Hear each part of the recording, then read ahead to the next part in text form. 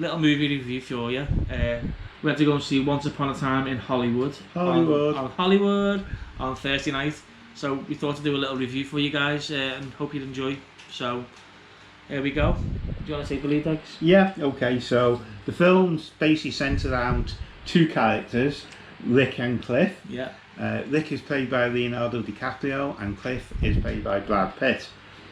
Rick is basically an A-lead actor in a TV series set in the 50s and the 60s, which was cancelled, called Bounty Hunter. Yeah, along those lines it was. Along those lines.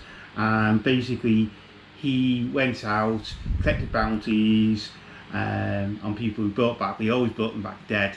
Like I say, the series was cancelled, so he was like a jobbing actor in effect. Yeah. So he's just doing bit parts, and he ends up always playing the villain in numerous films and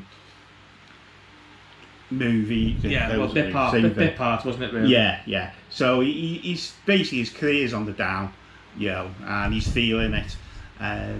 His best mate Cliff, he's basically his golfer. So he drives around because he lost his licence due to drinking driving. And he does jobs around the house for him as well. So they basically went to do a film, and Cliff, who was the stunt double, got into an argument with Bruce Lee, which is quite funny really, isn't it? Yeah. Because Bruce Lee reckoned he could kick Cassie's K's. Well, this is a family channel. Oh, yeah. We'll censor that bit out. We'll censor that bit out, maybe. And so basically, Cliff says, well, come on then. He challenges him. And he batters Bruce Lee, basically. But it's quite funny the way it's done.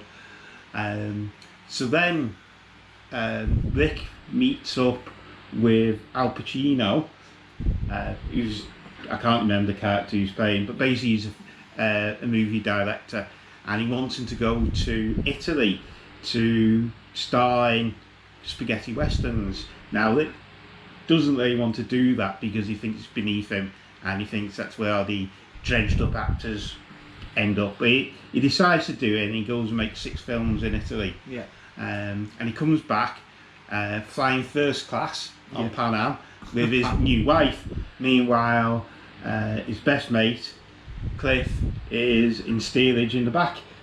Yeah, I think it's quite sly on him in effect. Yeah. I don't think he gets really looked after the way he should do. No, he doesn't. He's taken for granted, isn't he? Yeah.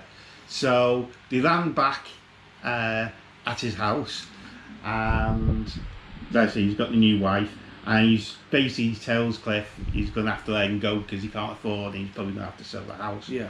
In the meantime, Sharon Tate and her new husband Roman Polanski move in next door. That's it. Yeah.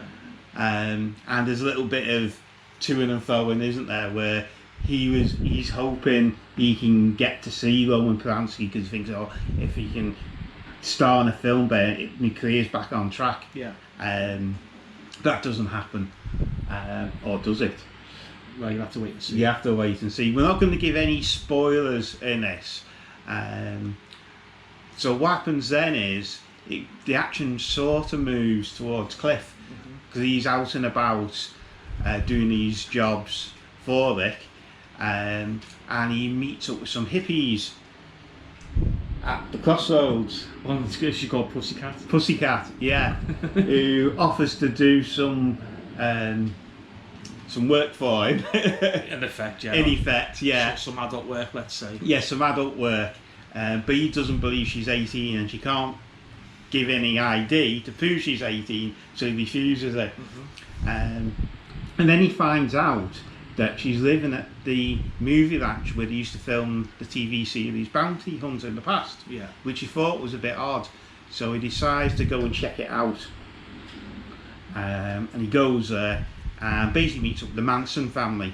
Now, you may have mentioned it before, I mentioned Sharon Tate and Manson, so you know what's likely to happen, because we all know what happened. It's set in 1969 as well. I've got to add this.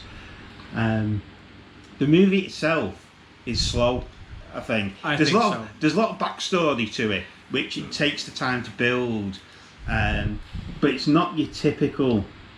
I wouldn't say it's your typical. Tarantino. No, not your typical Tarantino.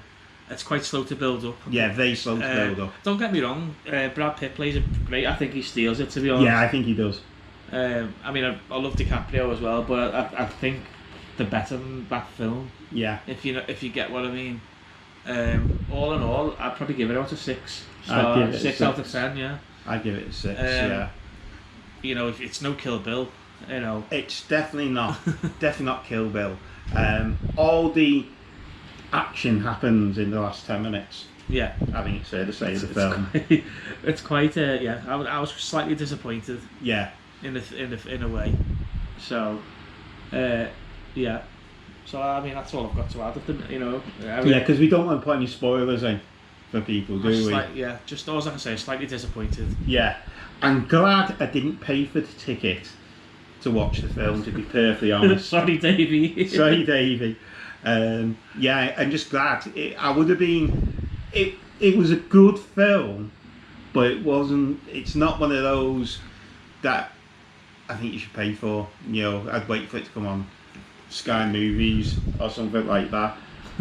It was a good film, but it wasn't good enough to go to the cinema for. No. So it's not what we like anyway. No. Well, others might differ. You know, go see it for yourself. Yeah, make your own minds up. But you know, it's easy to say it's disappointing, but obviously other people might be into that. So yeah. Okay. The only thing I will say is, there's a twist at the ending.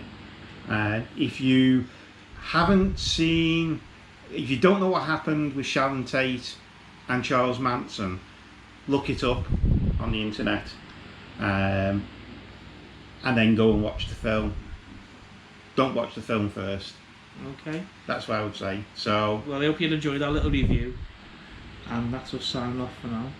So, take care. Signing off. Don't forget to hit the subscribe button and ring the bell. Ring the bell. Ding ding. Holla. Holla. Holla holla. Okay, bye for now.